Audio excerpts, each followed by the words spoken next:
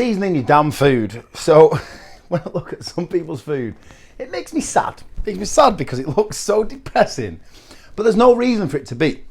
So here's a load of condiments that we've got, and I'm going to categorize some of them to kind of fall in the same, to help your food taste better, to have more moisture, and generally be a lot more enjoyable to eat.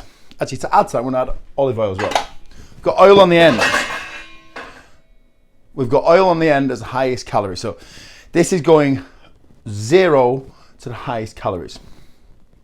So at this end, even to the mayonnaise, you can pretty much use as much as you want, but obviously vinegar, hot sauce especially, by the time you've got up to 100 grams, which you're never going to use in one go, it's so negligible in the amount of calories, it just makes your food taste way better. So condiments, salt, pepper, everything else, use as much as you want.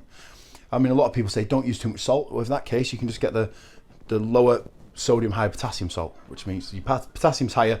And especially as we've gone through in that salt video and the hydration video, if you're going to be sweating and training in the sun, drink a lot of water, you need to be salting your food, guys. You'll get way better performance by salting your foods. So I advise you to add a decent amount of salt, but you also then need to drink a lot of water to go with it, and obviously make sure you train. For the average person who doesn't move and doesn't drink much water, consider it a little bit lower.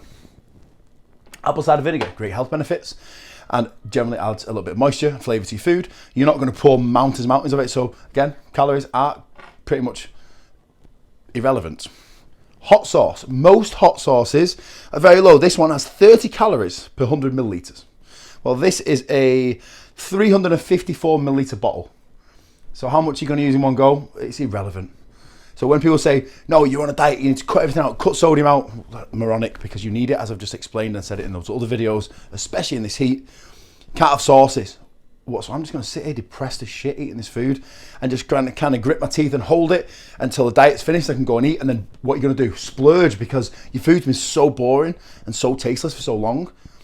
You can have these things just fine. Those aside.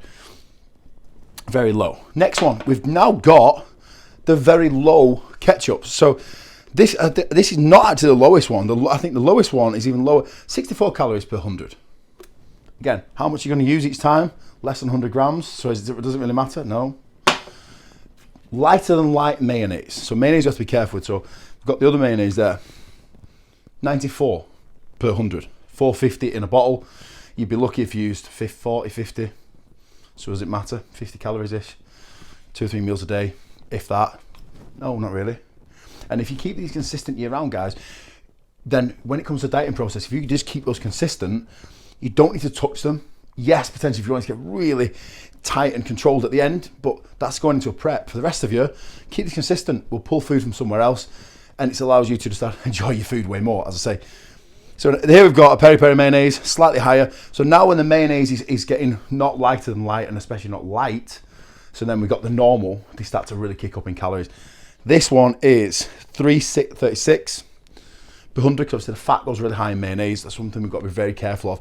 And that's why I like the lighter than light ones, because it still gives that little bit of flavour and moisture without the massive amount of calories.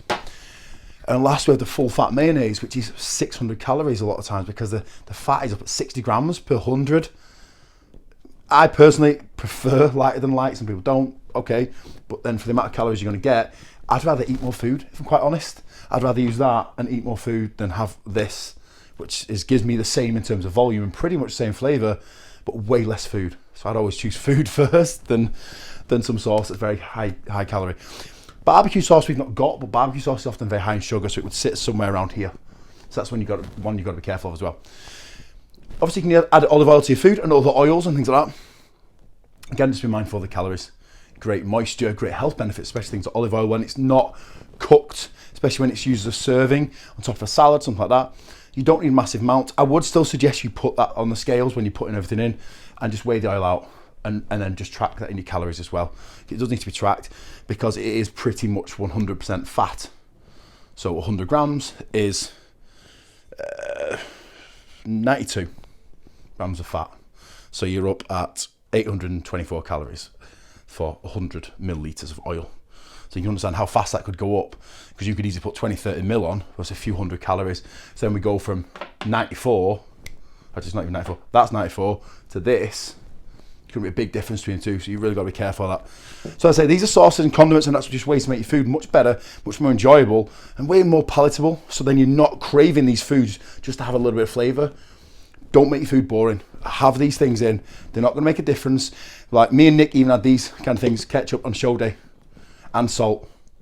So if you're saying about holding water or anything ridiculous like that, it's just not true. So anyone that has these very old-fashioned beliefs, I wouldn't advise you listen to them, because, as I say, if you look at the way we're approaching things in the modern world, it's way easier and less painful to do a diet by making your food enjoyable. You've got to enjoy it, otherwise you're not going to stick to it.